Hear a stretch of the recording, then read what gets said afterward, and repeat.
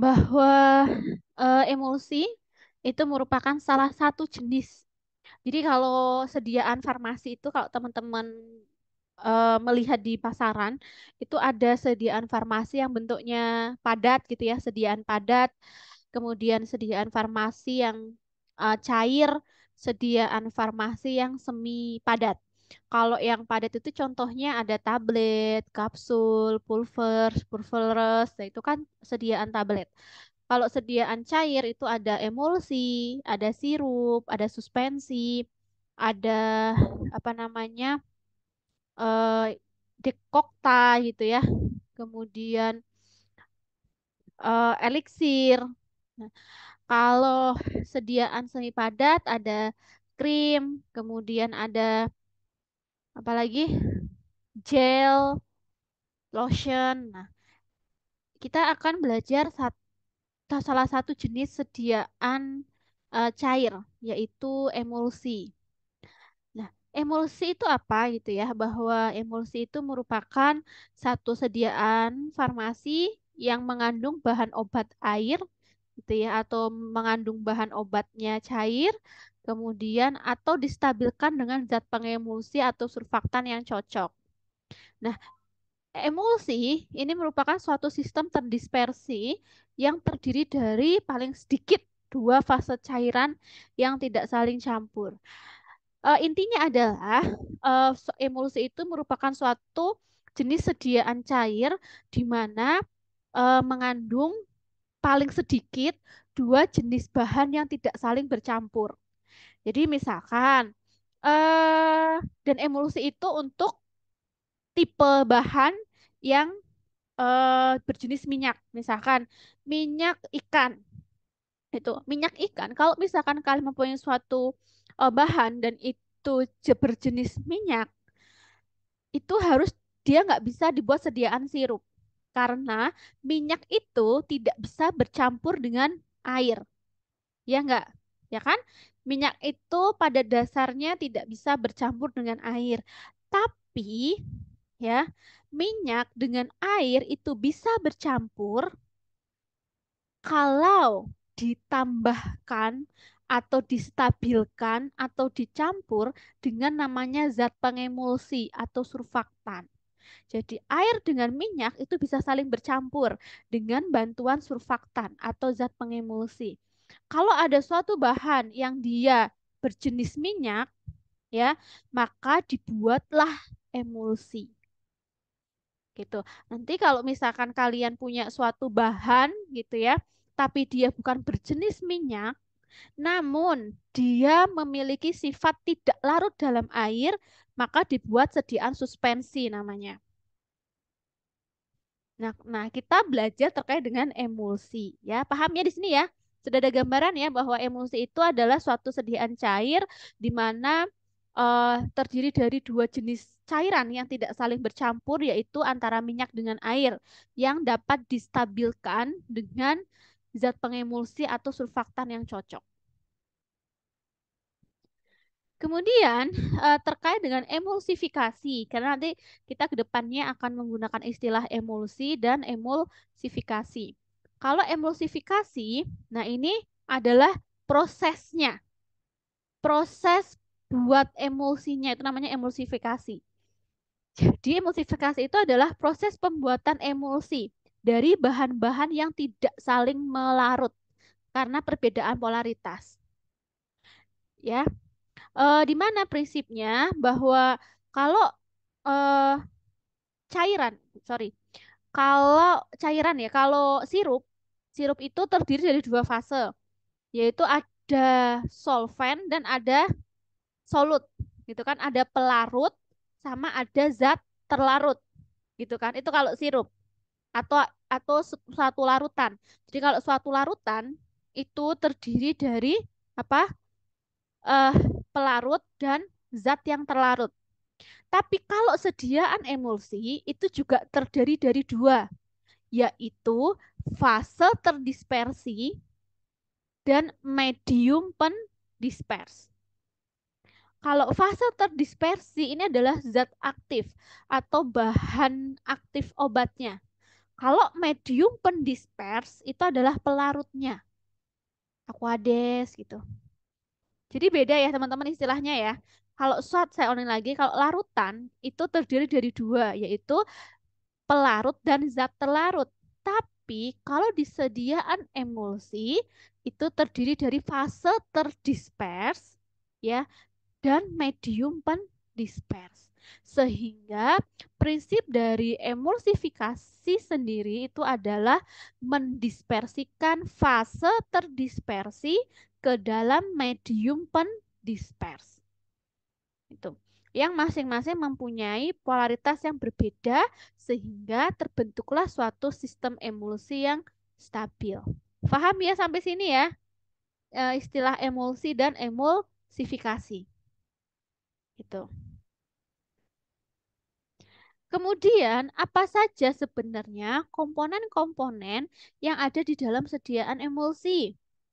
Nah, yang pertama adalah ada komponen dasar emulsi dan ada komponen tambahan emulsi. Jadi, ada dua komponen-komponen, ada dua, sorry, emulsi itu terdiri dari dua komponen, yaitu komponen dasar emulsi dan komponen tambahan emulsi. Di mana komponen dasar emulsi itu terdiri dari apa saja, yaitu dari fase terdispers, ya, dan fase pendispers serta emulgator. Jadi komponen ada dua ya, emulsi ya, komponen dasar sama komponen tambahan. Nah, yang termasuk dalam komponen dasar itu ada fase terdispers ya, dan ada fase pendispers, serta ada emulgatornya sebagai penstabil emulsi. Nah, sedangkan komponen tambahan dari sediaan emulsi, oke, itu adalah suatu jenis zat yang ditambahkan dengan tujuan untuk mendapatkan emulsi yang lebih baik. Contohnya apa? Ada pewarna, pengawet, perasa, gitu ya. Kemudian antioksidan, buffer, itu itu termasuk dalam komponen tambahan emulsi. Tapi komponen utamanya atau komponen dasarnya itu apa? Fase terdispers, fase pendispers, dan emulgator. Ya, ini komponen-komponen sediaan emulsi. Kemudian, apa saja sih tipe-tipe dari sediaan emulsi? Oke, tipe emulsi itu dibagi menjadi tiga. O itu oil, ya. O untuk oil artinya berarti minyak. W untuk water berarti artinya air. O per W itu artinya adalah minyak dalam air. Oke, atau M per A berarti minyak di dalam air. Itu yang pertama. Yang kedua adalah tipe W per O. Artinya adalah tipe air dalam minyak. Oke. Dan yang ketiga itu adalah tipe emulsi ganda. Nah, apa itu tipe OW, WO, dan emulsi ganda? Kalau tipe minyak dalam air itu merupakan suatu emulsi di mana minyak terdispersi sebagai tetesan dalam fase air. Berarti di sini kalau minyak dalam air yang sebagai fase terdispersi itu adalah minyak dan medium pendispersinya itu adalah air. Jadi minyaknya lebih sedikit daripada air. Makanya minyaknya itu terdispersi di dalam air. Namanya tipe emulsi minyak dalam air. Nah, kemudian kalau tipe emulsi air dalam minyak, nah ini kebalikannya. Airlah yang menjadi fase terdispersi. Sedangkan minyak yang menjadi medium pendispersi. Jadi airnya jumlahnya lebih sedikit daripada minyak. Tuh. Makanya disebut emulsi air dalam minyak. Tuh ya. Nah, kemudian ada yang ketiga yaitu emulsi ganda. Dalam emulsi ganda ini Tipe emulsi ini dihadirkan tiga fase yang disebut bentuk emulsi: air dalam minyak, minyak dalam air. Oke, atau minyak dalam air, air dalam minyak. Jadi emulsinya ganda. Sudah dibikin minyak dalam air, nah minyak dalam, sorry, ini sudah dibikin air dalam minyak, kemudian didispersikan lagi ke fase air. Nah, kalau yang OWO itu adalah dibuat fase minyak dalam air, kemudian didispersikan ke dalam minyak. Namanya sistem emulsi ganda. Ini contohnya teman-teman semuanya yang tadi saya katakan bahwa ini adalah tipe sediaan emulsi minyak dalam air, ya, bahwa minyaknya lebih sedikit daripada airnya, dan tipe emulsi air dalam minyak. Saya nggak suka pakai spotlight ya. Nah, ini kan lebih enak. Oh, no, no, no, no, no, no, no.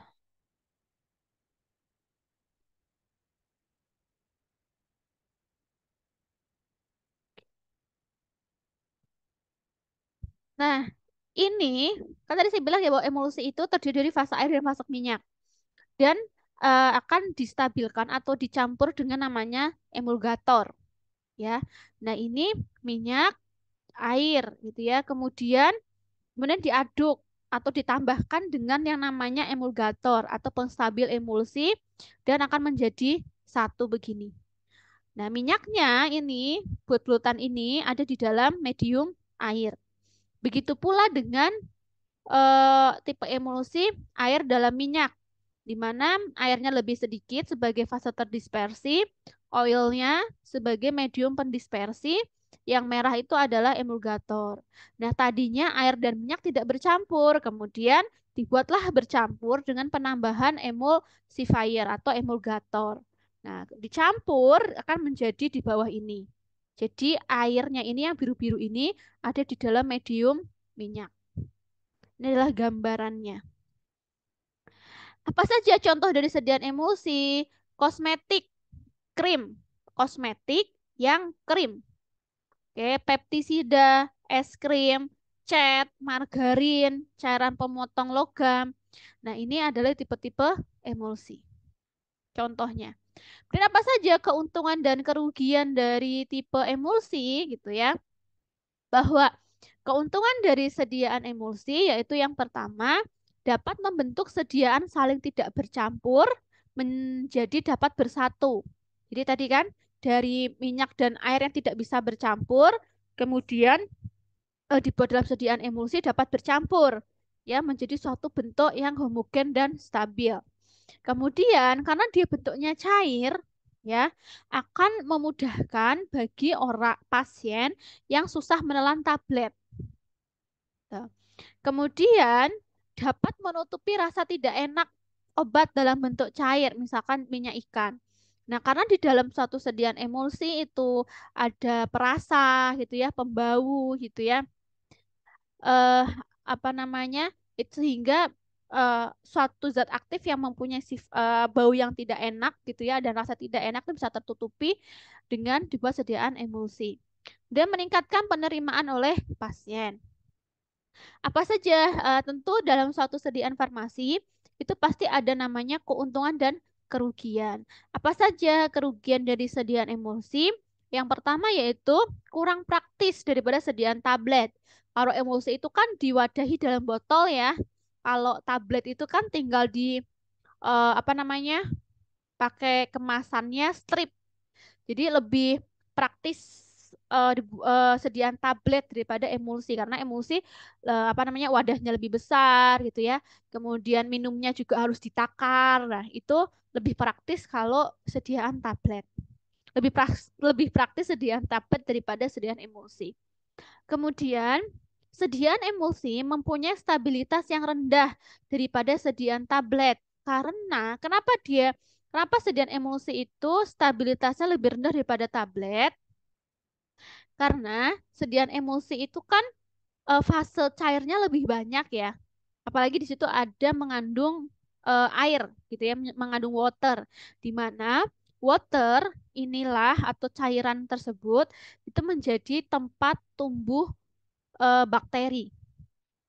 Jadi sehingga stabilitasnya lebih rendah daripada sediaan tablet. Tapi jangan khawatir ya.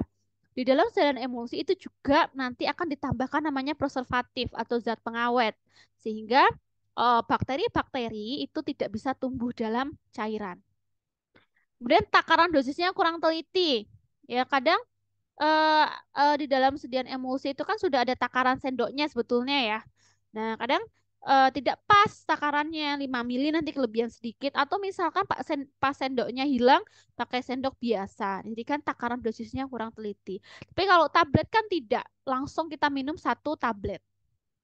Dosisnya sudah dosisnya sudah pasti. Nah, kemudian pembentukan ada teori apa saja teori-teori pembentukan emosi ya.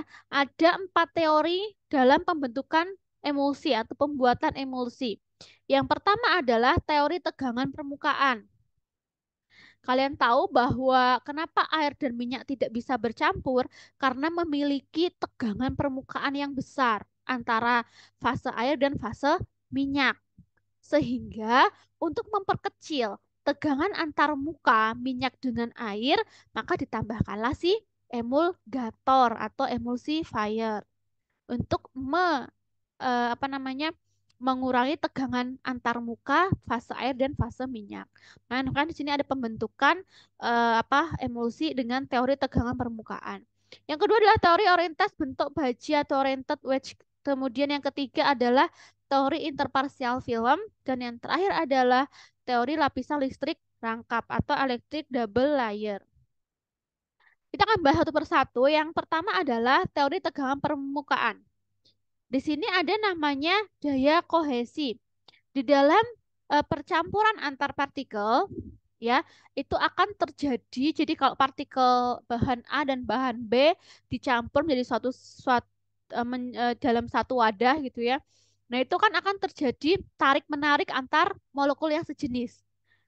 Itu kan? Yang kecil sama yang kecil bertemu sama yang besar, yang A sama yang A, B sama yang B. Itu namanya adanya daya kohesi. Tarik-menarik molekul sejenis itu pada setiap zat itu pasti berbeda-beda. Sehingga pada permukaan suatu zat, artinya bidang bidang batas antara air dan udara, itu akan terjadi tegangan karena ada perbedaan tarik-menarik antar zat, ya. Sehingga daya kohesinya itu terjadi ketidakseimbangan.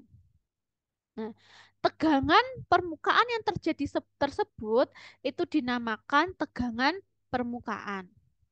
Nah, sehingga untuk menurunkan tegangan permukaan inilah maka perlu ditambahkan emulgator. Untuk apa emulgator? Yaitu untuk menurunkan atau menghilangkan tegangan yang terjadi pada bidang batas antara kedua zat cair sehingga menyebabkan kedua zat bisa bercampur. Tadi saya bilang ya bahwa fase air dan fase minyak itu tidak akan saling bercampur karena terjadi daya kohesi. Kalau air pasti akan berikatan dengan air, ya enggak? Kalau minyak pasti akan berikatan dengan minyak, sehingga terbentuklah apa namanya perbedaan permukaan. Nah, disitulah dinamakan tegangan permukaan. Nah, untuk menurunkan atau menghilangkan terjadinya tegangan permukaan tersebut, maka ditambahkan yang namanya emulgator. Gitu. Nah, ketika emulgator ditambahkan, maka akan mudah terjadi pencampuran kedua fase. Yang kedua adalah teori orientasi bentuk baji. Nah, tadi kan ada ditambahkan emulgator ya atau emulsifier untuk mencampurkan dua bahan. Nah, emulgator itu terbagi menjadi dua kelompok, yaitu ada kelompok hidrofilik dan kelompok lipofilik. Nah, kalian tahu ya bahwa di emulgator itu kan ada yang suka dengan air, ada yang tidak suka dengan air. Nah, emulgator tersebut gitu ya, karena dia ada yang bersifat hidrofilik dan ada yang bersifat lipofilik, sehingga eh, tadi ya terjadi gaya tarik menarik dengan molekul yang sejenis gitu kan. Sehingga seolah-olah terjadinya emulsi ini bahwa emulgator itu bisa menjadi tali pengikat antara air dan minyak di mana air ini bersifat hidrofilik dan minyak ini bersifat lipofilik ya. Kalau misalkan emulgator itu mempunyai dua sisi, sisi hidrofilik dan sisi lipofilik sehingga bisa apa namanya membuat kedua jenis fase air dan minyak ini bersatu dan akan terbentuk suatu keseimbangan. Nah, tadi ada yang namanya surfaktan emulgator itu banyak jenisnya. Salah satunya adalah surfaktan. Nah, untuk melihat efisiensi penggunaan surfaktan di dalam suatu sediaan emulsi, maka kita perlu menghitung namanya HLB. Apa itu HLB? Yaitu hydrophilic lipophilic balance. Berarti keseimbangan antara hidrofilik dan lipofilik. Di HLB itu adalah angka yang menunjukkan perbandingan antara kelompok hidrofilik dan kelompok lipofilik. Semakin besar harga HLB, nanti akan saya ajari bagaimana cara menghitung HLB dan ada contoh perhitungannya. Jadi semakin besar harga HLB, berarti semakin banyak kelompok yang suka pada air. Sehingga emulgator akan lebih mudah larut dalam air dan demikian sebaliknya. Semakin kecil harga HLB-nya, berarti semakin banyak kelompok yang tidak suka dengan air. Berarti emulgatornya itu lebih suka larut dalam air atau lebih suka larut dalam minyak. Jadi kebalikannya ya. Nah, sekarang tinggal kalian mau bikin emulsi tipe apa? Tipe minyak dalam air atau air dalam minyak. Jika nanti sebelum menentukan tipe emulsi apa yang akan dibuat, kalian harus menghitung harga HLB dulu untuk menentukan berapa jumlah surfaktan yang harus ditambahkan supaya membentuk sistem minyak dalam air atau air dalam minyak. Nah, ini untuk harga HLB dari masing-masing apa namanya fungsi emulsinya. Misalkan sebagai agent anti foaming gitu ya. Itu harga HLB-nya sekitar 1 sampai 3. Ini mau bikin apa namanya sebagai anti foam. Kemudian sebagai emulgator tipe air dalam minyak gitu ya. Berarti HLB-nya 4 sampai 6. Untuk menjadi wetting agent, agent pembasah itu 7 sampai 9 emulgatornya. Kemudian emulgator tipe minyak dalam air berarti 8 sampai 18 sebagai deterjen, HLB-nya 13 sampai 15 sebagai agen pelarut yaitu 15 sampai 18. Misalkan saya pengen membentuk suatu emulsi di mana emulgatornya itu mau tipe minyak dalam air. Berarti HLB akhirnya itu harus 8 sampai 18. Nah, kemudian saya mau bikin satu tipe emulsi air dalam minyak, maka HLB-nya adalah 4 sampai 6 yang harus dibuat. Nah, itu teori yang ketiga adalah teori interparsial film, di mana emulgator itu akan diserap pada antara fase minyak dengan fase air sehingga membentuk suatu lapisan film ya yang di mana lapisan film tersebut itu akan membungkus partikel fase disperse. Nah, kalau sudah terbentuk lapisan film di mana lapisan film tersebut membungkus partikel fase disperse ya, maka akan ada usaha antar partikel sejenis untuk penggabungan menjadi terhalang. Jadi nanti yang tadi fase air dengan fase air, minyak dengan minyak itu akan menjadi terhalang. Jadi nanti akan air dengan minyak akan berikatan. Harapannya seperti itu. Maka ini salah satu teori interparsial film. Kemudian apa sih syarat-syarat emulgator supaya dapat memberikan stabilitas maksimal pada sediaan emulsi? Ya.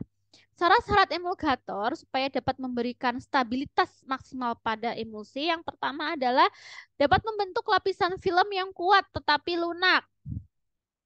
Dia dapat membentuk lapisan film yang kuat ya, tapi lunak artinya reversible. Kemudian jumlahnya cukup untuk menutupi semua permukaan partikel fase disperse.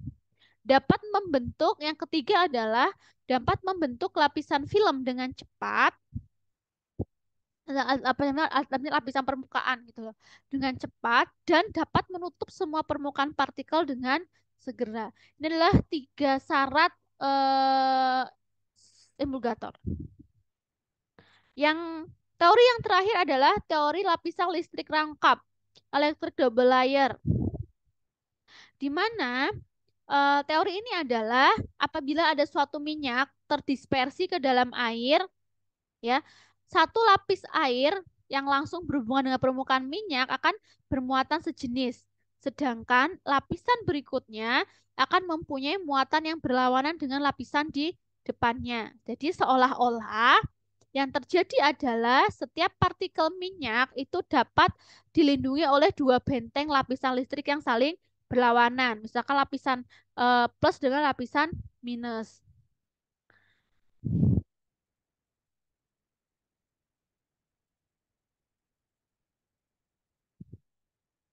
Nah, benteng yang terbentuk itulah gitu ya, itu akan menolak setiap usaha partikel minyak yang akan mengadakan penggabungan dengan satu molekul yang besar. Jadi eh, apa ini, dua benteng tersebut itu akan menghalangi minyak berikatan dengan minyak, air berikatan dengan air, tapi akan apa ya, mempercepat atau akan apa itu, sehingga fase air dan fase minyak itu bisa bercampur. Tuh. Nah, kemudian apa saja yang menyebabkan ketidakstabilan emulsi? Jadi, ketika pembuatan proses emulsi itu kan tidak selalu berhasil ya. Pasti ada masalah-masalah yang sering kita jumpai akan ketidakstabilan pembentukan emulsi. Jadi ada empat gitu ya masalah yang terjadi ketika pembuatan emulsi. Yang di tengah itu pembentukan emulsi yang baik. Jadi di sini fase air atau fase minyak itu bisa terdispersi sempurna di dalam medium pendispers. Ini kan bagus ya. Nah, ada empat masalah yang sering kita jumpai dalam pembuatan emulsi. Yang pertama adalah Coalescence, yaitu di mana peristiwa dua tetesan minyak atau tetesan air itu dapat bersatu dan membentuk suatu tetesan baru yang lebih besar, tetapi memiliki luas permukaan yang jauh lebih kecil dibandingkan jika tetesan baru tersebut jadi pecah-pecah gitu. Nah, apabila hal ini dibiarkan terjadi, ya, maka akibatnya apa? Yaitu akibatnya semua tetesan minyak atau tetesan air itu akan menyatu dan membentuk lapisan sendiri yang terpisah dari emulsi.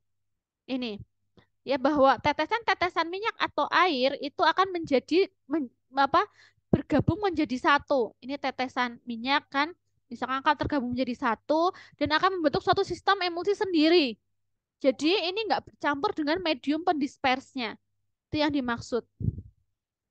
Jadi akan membentuk suatu lapisan tersendiri yang apa namanya, terpisah dari emulsi. Sebentar ya.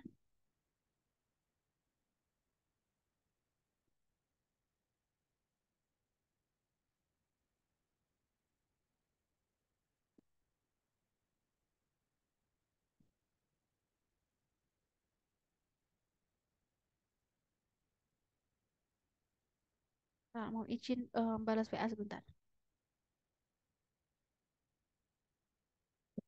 Kemudian masalah yang kedua itu akan terjadi namanya flokulasi. Flokulasi itu apa? Flokulasi merupakan peristiwa berkumpulnya beberapa tetesan minyak ya, tetapi tidak membentuk tetesan minyak baru yang lebih besar. Ya, akibatnya adalah distribusinya dalam emulsi tidak merata, tidak homogen. Ini namanya flokulasi. Ya, nah, ini bandingkan dengan yang good emulsion. Ini akan menjadi tetesan-tetesan minyak, begini akan mengumpul jadi satu, ya. Tapi jadinya tidak homogen, tidak menyebar ke medium pendisperse. Kalau yang good emulsion kan dia menyebar nih ya. Nah, tapi kalau ini dia tidak menyebar, malah menjadi satu. Jadi emulsinya tidak homogen. Namanya flokulasi. Kemudian yang ketiga adalah eh, apabila peristiwa Collins dan flokulasi terjadi secara bersama-sama, itu akan menyebabkan terjadinya cracking atau breaking. Di mana peristiwa si cracking atau breaking ini itu dapat disebabkan oleh ketidaktepatan pemilihan emulgator dalam formulasi. Nah, bisa saja emulgator yang kita pilih itu mengalami peruraian atau tidak stabil selama proses penyimpanan sehingga rusak emulgatornya, ya. Sehingga bagaimana pengatasannya yaitu dengan mengganti jenis emulgator yang sesuai. Yang ketiga adalah keempat adalah proses creaming di mana proses mengapungnya fase minyak. Kenapa bisa terjadi proses mengapungnya fase minyak? Karena fase minyak itu memiliki densitas lebih kecil daripada fase air. Nah, dalam artian creaming itu merupakan pemisahan emulsi menjadi dua bagian, di mana salah satu bagian itu mengandung lebih banyak fase disperse daripada bagian yang lain. Nah, kenapa bisa terjadi creaming dalam suatu pembuatan emulsi? Kemungkinan ini disebabkan karena homogenitas emulsi ketika dilakukan formulasi itu kurang. Nah, creaming ini tuh dapat diatasi dengan cara pengocokan. Ini creaming. Ya, jadi dia ada di atas permukaan fase minyaknya. Nah, ini creaming ini terjadi karena saat ketidaktepatan dalam formulasi. Nah, creaming ini bisa diatasi dengan cara pengadukan atau pengocokan sehingga bisa membuat good emulsion. Nah, yang terakhir adalah fase inversion atau pembalikan fase emulsi. Yang tadinya kita bikin minyak dalam air itu menjadi air dalam minyak atau sebaliknya. Itu pembalikan fase emulsi namanya. Kenapa bisa terjadi pembalikan fase emulsi? Kemungkinan hal ini terjadi karena terlalu banyak fase pendisperse. Nah, ini bisa diatasi dengan cara penggojokan ringan. Itu adalah masalah-masalah yang sering terjadi ketika apa namanya? Ketika terjadinya ketidakstabilan pembuatan emulsi. Nah, kemudian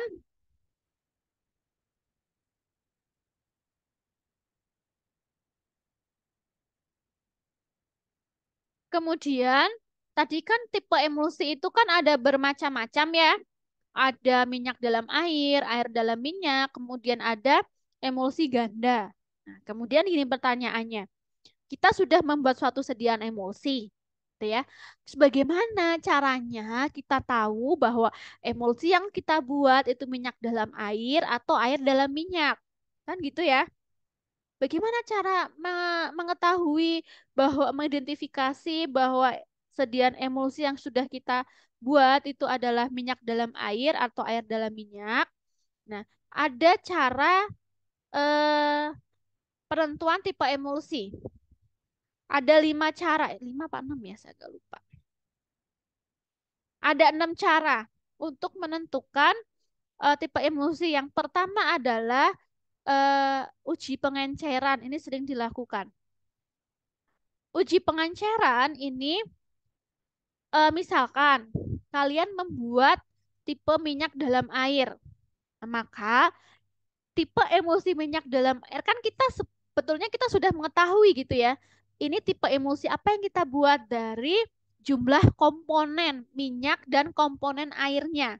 Kalau dalam suatu formula sediaan emulsi, komponen minyaknya lebih banyak daripada komponen airnya, maka itu adalah tipe air dalam minyak. Tapi kalau misalkan dalam suatu sediaan emulsi, kemudian fase minyaknya lebih sedikit daripada fase airnya jumlahnya, maka berarti dia minyak dalam air. Nah, oleh karena itu, apabila kalian membuat sediaan emulsi minyak dalam air, nah kalian encerkanlah dengan air, minyak dalam air. Nah, kalau misalkan kalian membuat tipe emulsi air dalam minyak, ya, minyaknya sebagai medium pendispers, maka encerkanlah dengan minyak. Nah, ingat ya, kalau emulsinya air dalam minyak, air dalam minyak, diencerkannya pakai minyak. Apabila ketika menambahkan minyak itu tidak bercampur, sorry, ketika ditambahkan minyak kemudian bercampur gitu ya, kan tadi air dalam minyak ya, air dalam minyak berarti medium pendispersnya minyak, kemudian diencerkan dengan minyak. Oke, kalau ternyata minyaknya campur dengan emulsi yang kita buat, maka air dalam minyak. Tapi kalau ternyata minyaknya tidak campur dengan emulsinya, berarti minyak dalam air. Gitu. Ya. Jadi kalau mau, nah terus bagaimana Bu kita taunya itu minyak dalam air atau air dalam minyak, gitu ya? Setelah ditetesi pakai air atau minyak itu dilihat di bawah mikroskop. Kalau ternyata ketika di bawah mikroskop ternyata campurannya homogen, nah berarti bercampur. Tapi kalau ternyata terdapat butiran-butiran kecil, nah itu berarti tidak bercampur. Misalkan, saya ulangi lagi ya, tipe emulsi air dalam minyak. Kalian coba ya diencerkan menggunakan minyak dan menggunakan air. Kalau ternyata di bawah mikroskop ya, ketika ditambah encerkan pakai minyak itu bercampur, berarti tipe air dalam minyak ya. Tapi kalau di bawah mikroskop ternyata tidak bercampur ya, berarti tipe emulsinya minyak dalam air. Paham ya? Oke. Yang ini sering digunakan yang uji pengenceran. Yang kedua adalah uji konduktivitas, artinya uji hantaran listrik. Ini jarang digunakan dan karena menggunakan alat ya, kalau ini ya menggunakan elektroda gitu. Kalau yang uji pengenceran kan hanya menggunakan mikroskop ya.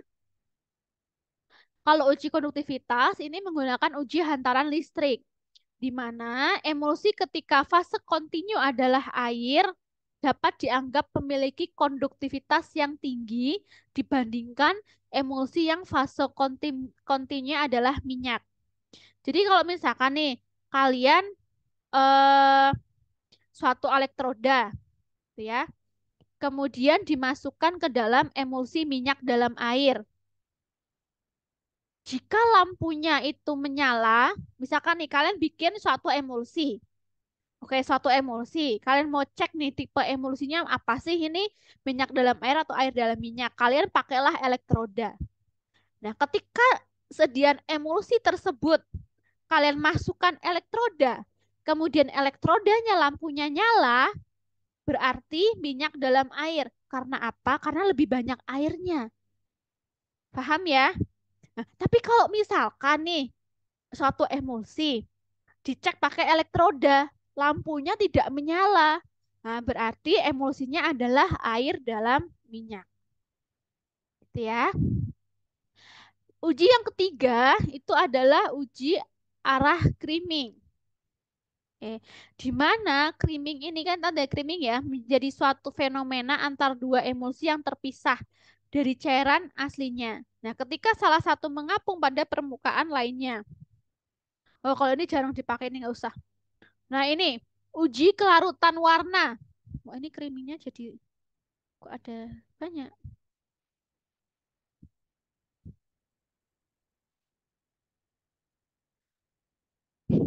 Nah, ini untuk uji karutan warna ini juga sering dipakai. Ini biasanya menggunakan methylene blue atau Sudan. Tuh. Bahwa suatu perwarna larut air akan larut dalam fase berair dari emulsi. Sementara zat warna larut minyak akan ditarik oleh fase minyak. Dan nanti kita apa namanya menggunakan methylene blue dan menggunakan Sudan. Kalau methylene blue itu emulsinya minyak dalam air. Kalau kalian tetesin methylene blue gitu ya, methylene blue itu warnanya apa sih? Biru ya. Kalian tetesin methylene blue ke dalam sistem emulsi kalian. Kemudian kalian lihat di bawah mikroskop. Kalau ternyata methylene blue-nya itu bercampur homogen dengan sistem emulsinya yang kita buat, berarti emulsi kita adalah minyak dalam air. Tapi kalau ternyata methylene blue-nya itu tidak campur dengan sediaan emulsi kita, maka berarti emulsi kita adalah tipe air dalam minyak. Begitupun dengan larutan Sudan. Sudan itu larut dalam minyak. Kalau misalkan ternyata kok metilen blue-nya nggak ada di lab ya, adanya larutan Sudan gitu ya. Nah, kemudian kalau larutan Sudan berarti kalian bisa pakai larutan Sudan. Nah, kalau misalkan ada suatu tipe kalian bikin sediaan emulsi, kemudian kalian tetesi dengan Sudan, ya, dilihat di bawah mikroskop, ternyata larutan Sudannya itu bercampur homogen dengan emulsi yang kita buat, berarti emulsi kita adalah air dalam minyak. Nah, tapi kalau ternyata ketika ditetesin dengan Sudan, kemudian dilihat di bawah mikroskop, ternyata itu adalah tidak bercampur dengan emulsi kita, berarti emulsi kita ada temannya minyak dalam air. Paham ya? Oke. Jadi berdasarkan reaksi warnanya. Kemudian tes fluoresensi ini juga jarang kok digunakan. Banyak minyak jika dipaparkan pada sinar UV akan berfluoresensi. Nah, berarti kalau misalkan kalian eh kalau misalkan ternyata gini, kalian pakai sinar UV gitu ya. Kemudian kalian bikin suatu emulsi. Nah, sediaan emulsi itu dimasukkan ke dalam atau dilihat di bawah sinar UV. Ternyata memberikan fluoresensi, memberikan warna maksudnya. Biru, hijau atau apa. Nah, itu berarti tipe minyak dalam sorry, air dalam minyak karena minyak itu cenderung lebih memberikan warna ketika dilihat di bawah sinar UV. Saya ulangi lagi, kalau tes yang terakhir ada tes fluoresensi, di mana ini memancarkan sinar atau memancarkan warna. Nah, suatu ketika kalian membuat suatu sediaan emulsi, gitu ya, kemudian kalian lihat di bawah sinar UV, gitu ya. Kemudian ternyata memancarkan warna atau berfluoresensi. Nah, berarti tipe air dalam minyak karena minyaknya lebih banyak. Nah, tapi ketika kalian suatu sediaan emulsi, kalian lihat di bawah lampu sinar UV, gitu ya, kemudian kok tidak berfluoresensi cuma bintik-bintik toh. Nah, berarti tipenya minyak dalam air. Ya. Oke. Next. Terus tadi suatu sediaan emulsi ya supaya fase air dan fase minyak bercampur maka diperlukan penambahan emulgator yang sesuai ya enggak atau surfaktan. Bagaimana caranya kita mengetahui efisiensi penambahan surfaktan yang sesuai? Maka dihitung harga HLB-nya dulu. Nah, besok ini ketika kita praktikum Farvis, ini kita menghitung harga HLB. HLB itu hydrophilic lipophilic balance, di mana nilai HLB ini digunakan untuk mengukur efisiensi surfaktan. Ini kalau suara saya sudah agak-agak menghilang atau grendet-grendet itu tolong saya diberitahu. Ya, jadi HLB itu adalah nilai untuk mengukur efisiensi surfaktan. Tadi ya, semakin tinggi nilai surfaktan, semakin tinggi HLB surfaktannya, ya, berarti semakin tinggi nilai kepolarannya. Berarti tipe emulsi, berarti emulsi yang akan diemulsikan surfaktan terdapat dari HLB yang disebut HLB butuh minyak. Nah, agar emulsi menjadi baik, maka diperlukan nilai HLB yang cocok. Pertanyaannya adalah bagaimana agar sediaan emosi stabil, gitu kan? Nah, untuk membuat suatu sediaan emosi yang stabil itu ada dua. Yang pertama adalah kita membutuhkan suatu zat pengemulsi atau emulsifier. Apa sih itu emulsifier? Nah, emulsifier itu nama lainnya adalah emulgator. Di mana emulgator ini adalah merupakan suatu jenis senyawa organik. Dia memiliki dua gugus, ada kepala, ada ekor, ya. Di mana dua gugus tersebut itu mempunyai sifat polar maupun non polar, sehingga hidrofilik maupun lipofilik, sehingga si emulgator ini bisa membuat fase air dan fase minyak bercampur. Tuh. Nah, yang kedua, bagaimana cara membuat emosi yang stabil? Yang kedua adalah gugus nonpolar emulsi, gugus nonpolar emulgator, ya, itu dapat mengikat minyak. Sedangkan gugus polarnya atau gugus hidrofiliknya itu akan mengikat dengan atau akan terikat dengan air. Itu. Ya. Bagian polar itu akan terionisasi menjadi muatan negatif di mana eh, menyebabkan minyak juga bermuatan negatif. Nah, sehingga partikel minyak kemudian akan tolak menolak sehingga dua zat yang pada awalnya tidak dapat larut menjadi larut dan menjadi stabil. Kemudian bagaimana cara memilih emulgator atau emulsifier? Dalam kita memilih jenis emulgator yang akan kita gunakan, kita harus menentukan dulu jenis tipe emulsi yang mau kita buat. Yaitu dengan tadi kalian harus melihat jumlah minyaknya lebih banyak atau jumlah fase airnya lebih banyak. Dan itu kita bisa menentukan kita mau bikin minyak dalam air atau air dalam minyak. Misalkan, oh saya mau bikin krim ah. Nah, krim saya mau saya bikin minyak dalam air supaya lebih mudah untuk dicuci misalkan. Supaya apa tingkat iritasinya lebih rendah. Kan ada berbagai jenis alasan yang bisa ketika kita akan menentukan pilihan tipe emosi yang mau kita buat. Itu nanti akan dipelajari lebih dalam lagi di semester 5 nanti. Ya. Ya, kemudian emulgator, ya, setiap emulgator yang akan kita gunakan, oke, itu mempunyai nilai HLB sendiri-sendiri. Nanti saya punya daftar tabel nilai HLB jenis-jenis emulgator. Jadi kita harus mengetahui nilai-nilai HLB yang nilai HLB emulgator yang mau kita pilih. Sehingga ya kita bisa menentukan apakah emulgator yang akan kita pilih itu cocok untuk digunakan tipe emulsi yang mau kita buat. Ya. Jadi ada dua cara memilih emulgator. Yang pertama adalah kita harus menentukan tipe emulsi yang mau kita buat, minyak dalam air atau air dalam minyak. Yang pertama.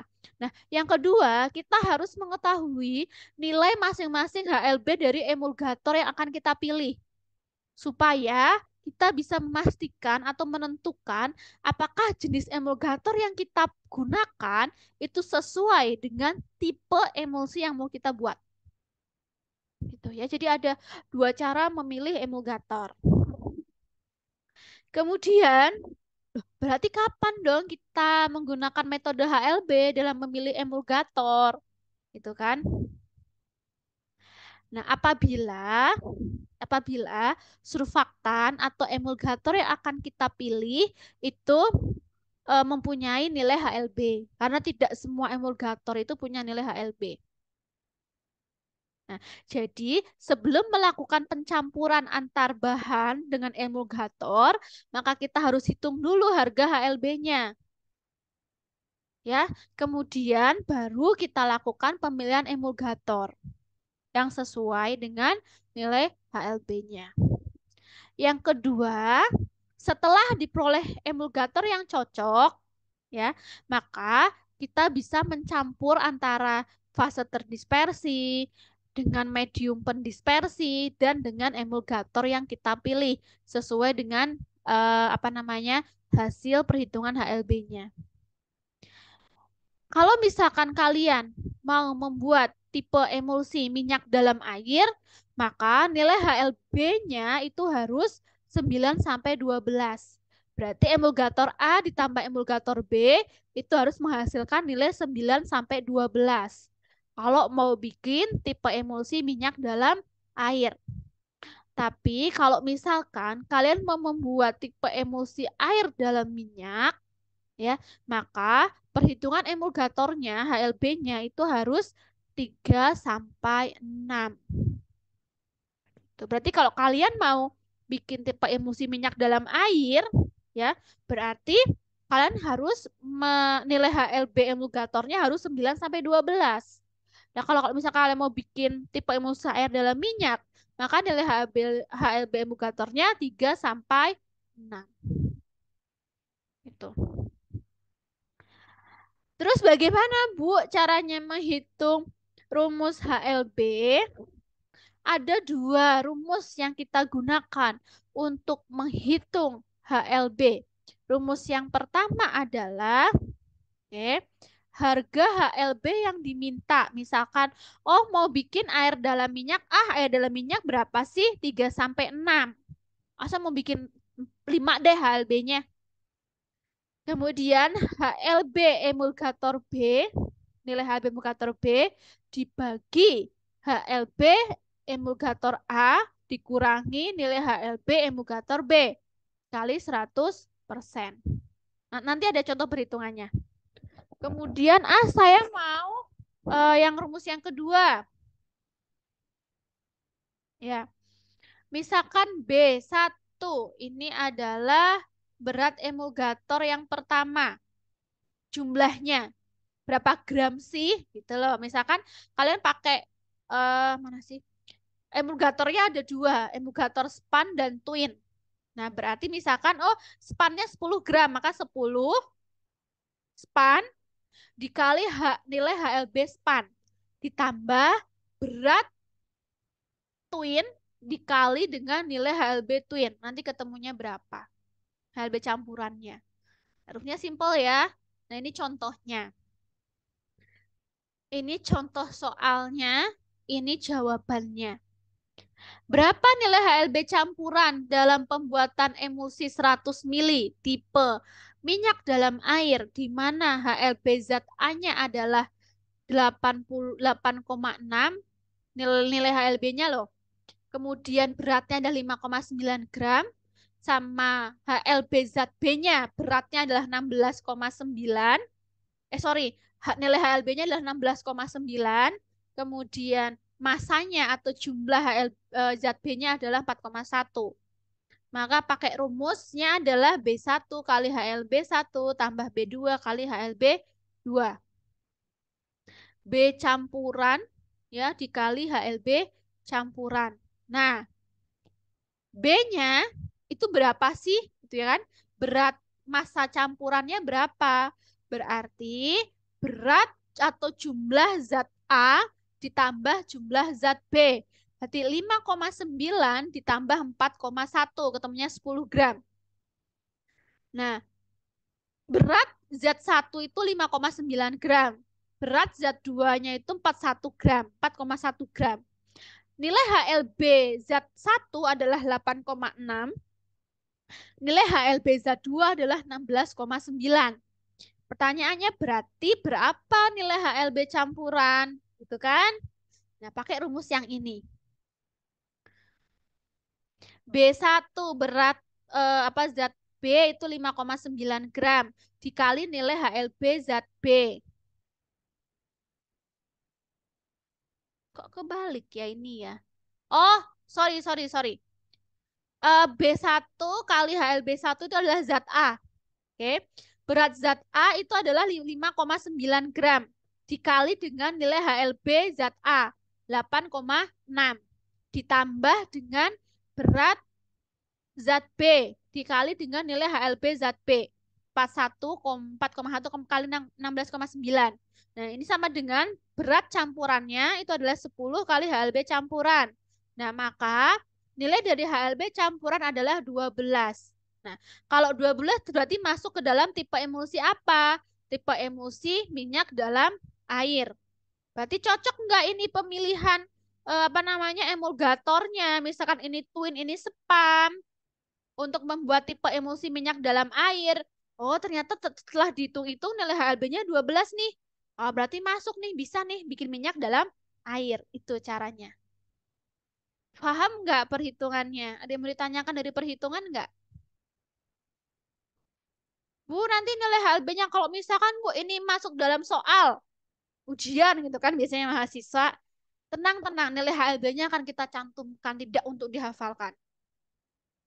Ya. Misalkan ini ujian ya Bu, aduh soalnya perhitungan. Nah, nilai nilai HLB setiap emulgator baru kita hafal tidak. Nanti akan kita cantumkan nilai HLB-nya. Kalian tinggal menghitung. Ini kan ada gram ya, berarti ini berat dari zat A-nya. Ini ada gram di sini berarti berat zat B. Kalau nggak ada satuannya, berarti itu nilai HLB. Ada yang ditanyakan dari perhitungan ini?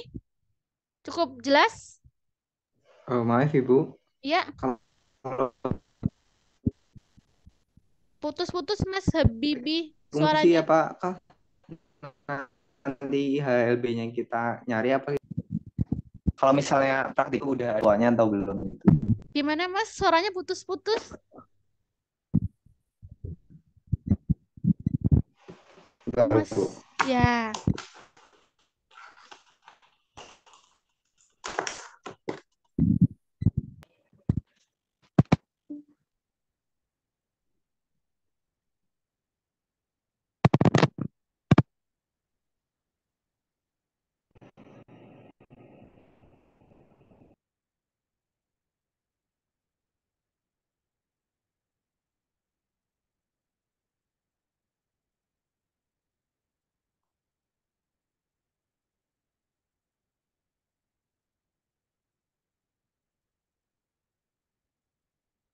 Gimana Mas?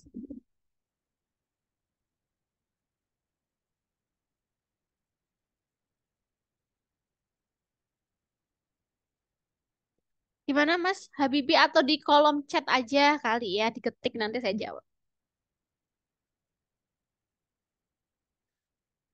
Ini lanjut lagi ya, caranya sama. Berarti ini HLB-nya 6,29. Berarti 6,29 itu berarti masuknya ke apa 6,9? 6,9 itu tetap dia masuknya ke HLB air dalam minyak.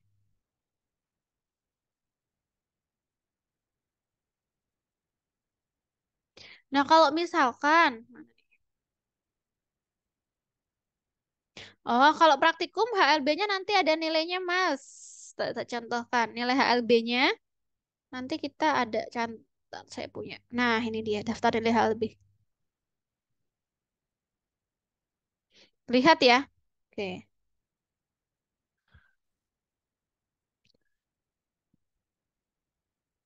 Ini ada nilainya, misalkan minyaknya setil alkohol, harga HLB butuhnya ada 15 untuk minyak apa namanya? Tipe emulsi minyak dalam air. Nah, terus ini minyaknya ya. Ini nilai HLB-nya. Ini HLB butuhnya minyak jarak ini sudah ada di sini nilai-nilainya. Yang tipe nah ini nilai HLB-nya. Di sini ya nilai HLB-nya. Sorbitan monoleat itu adalah SPAN 80, HLB-nya 4,3. Nanti Natwin 80 itu HLB-nya 15,0. Tuh. Nah, ini nama-nama surfaktan. SPAN 20 HLB 8,6, SPAN 40 HLB 6,7, SPAN 60 4,7, Twin juga ada nilai HLB-nya di sini ya. Ini juga ada nilai HLB-nya semua di sini ya. Nah, ini nanti eh ketika praktikum sudah ada nilai HLB-nya. Nah, tapi kalau misalkan paling kalau praktikum itu disuruh nyari apa sih? HLB campuran kan? Ya nggak? Nah, nanti kan tinggal dihitung-hitung kayak tadi. Ini adalah kumpulan dari HLB-HLB. Oke. Gitu, Mas. Apakah menjawab? Cukup, Bu. Terima kasih. Oke. Nah, kemudian misalkan, nah ini dibalik. Nilai HLB campurannya sudah diketahui. Nilai HLB masing-masing zat sudah diketahui. Nah, terus menentukan apa namanya? Berapa campuran twinnya, berapa spannya, berapa gimana gitu. Nah, ini kebalik. Yang ditanyakan adalah berapa berat atau berapa zat twin dan span harus kita timbang ketika kita akan membuat suatu tipe emulsi minyak dalam air dengan HLB 10 itu kan, di mana twin 20 itu nilai HLB-nya 16,7, span 60 HLB-nya 4,7 dan dibuat sebanyak 10 gram kan gitu. Berarti berapa masing-masing nilai twin dan span kan gitu. Berarti ini kan disuruh bikin 10 gram ya. Berarti twin berapa, span berapa. Tuh kan. Nah, ini caranya. Berarti X, ya ini adalah berat campurannya. Ini kita pakai rumus A persen B. Ini kalau ditanya beratnya, oke, itu pakai rumus yang ini. Kalau ditanya berapa nilai HLB campurannya, itu pakai rumus yang ini. Paham penggunaan rumusnya? Kedua rumus tersebut, paham ya? Sekali lagi, mencari nilai HLB itu ada dua cara. Rumus pertama dan rumus kedua. Kalau rumus pertama ini yang A persen B, X kurangi HLB B, bla bla bla kali 100%, ya. Gimana B persen A itu berarti berat A itu adalah 100%, sorry, berarti zat B itu berarti 100% dikurangi persen zat A. Nah, ini kalau misalkan ditanyanya adalah berapa emulgator A dan emulgator B yang harus ditambahkan, tuh kan? Nah, ini pakai rumus yang ini. Pertama. Tapi kalau misalkan ditanya berapa nilai HLB campuran, nah pakai rumus yang kedua. Nah, tadi aplikasinya rumus yang kedua itu contoh soal yang pertama dan kedua. Nah, kalau aplikasi untuk rumus yang pertama ini pakai ini. Di mana di sini kalian biar enak kalian harus memisahkan apa saja sih yang sudah diketahui oleh soal ini kan gitu, biar enak menentukannya. Ya enggak? Nah, berarti X-nya 10 gram ya. HLB A-nya itu berarti 16,7. Berarti twin 20 nilai HLB adalah 16,7. Kemudian twin eh span, sorry, span 60 itu harga HB-nya 4,7. Kita masukkan yang sudah diketahui ini ke dalam rumus. A persen B itu artinya zat emulgator yang A dulu. Berarti persen twin 20.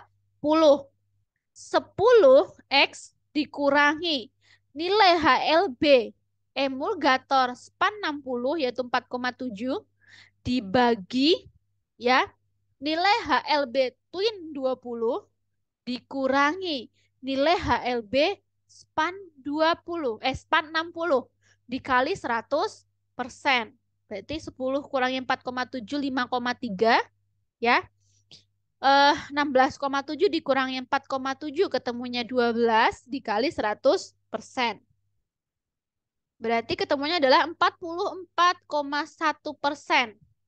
Nah, ini dikali 10 gram. Total campurannya ini sama dengan 4,41. Berarti kita bulatkan menjadi 4,4 gram. Berarti jumlah twin 20 yang ditambahkan, Ibu kenapa dikali 10 gram gitu pertanyaannya pasti ya. Kan 10 udah masuk ke nilai X. Kenapa di sini 10 gram? Oke, saya jelaskan. 5,3 dibagi 12 dikali 100% itu hasilnya 44,1%. Berarti twin 20 adalah 44,1%. Ingat, jumlah total twin 20 ditambah span 60 adalah 10 gram. Berarti twin 20-nya berapa yang ditimbang? Ya berarti 4,41% dari 10 gram. Berarti di sini 4,41 dibulatkan menjadi 4,4 gram. Jadi 10 gram dari situ ya pengertiannya ya.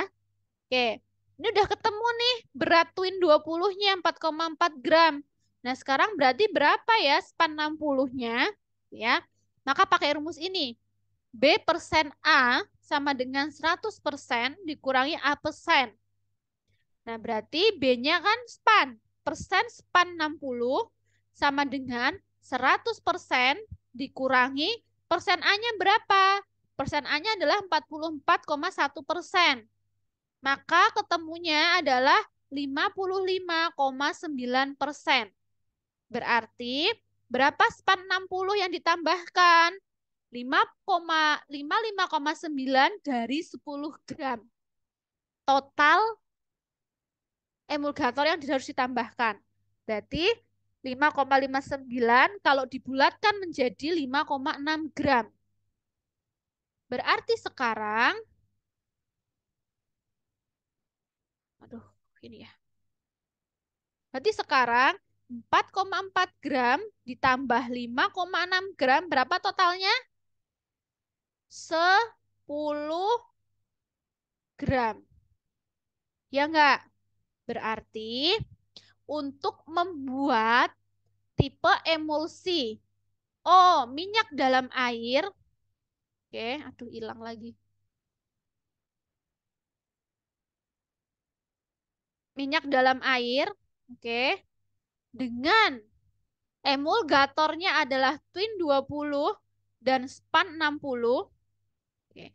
Di mana kalian mau bikin twin 20, span 20, span 60 sebanyak 10 gram. Berarti twin yang ditambahkan itu adalah 4,4 gram, ya enggak? Sedangkan spannya adalah 5,6 gram. Ini totalnya adalah 10 gram. Ada yang masih belum paham sampai sini?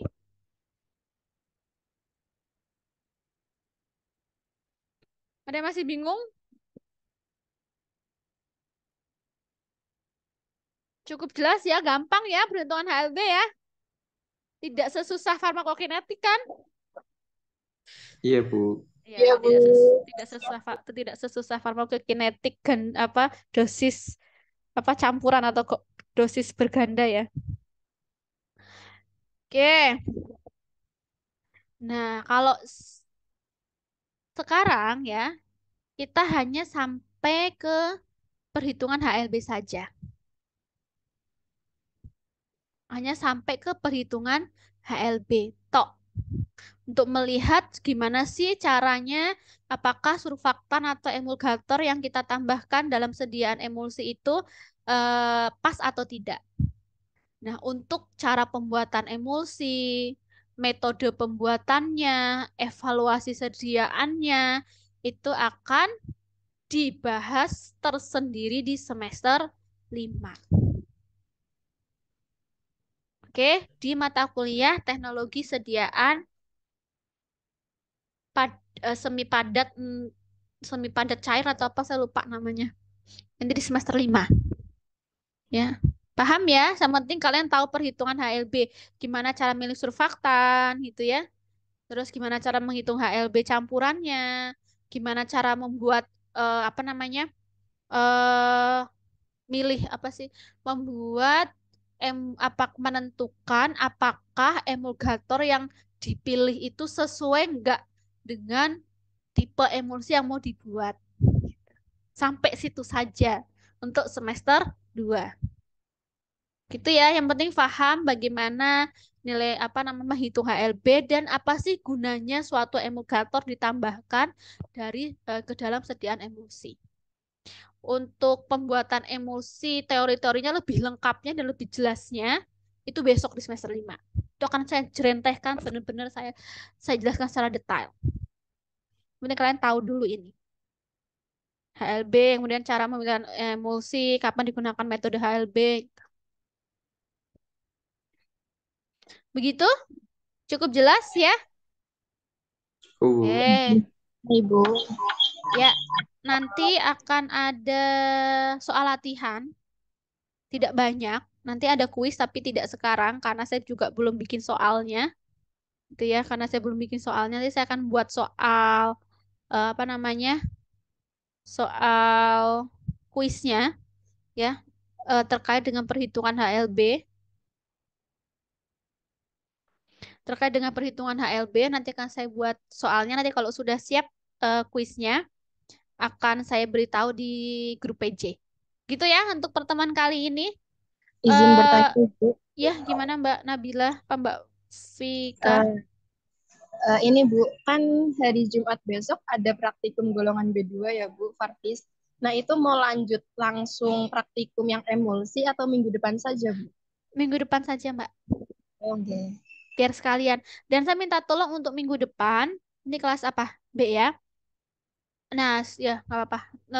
Yang penting sebelum tanggal 24 harus sudah praktikum. Ya. Jadi kalian praktikum hari apa? B1 hari apa? B2 hari apa? B1 hari Selasa, B2-nya hari Jumat Bu. Gimana?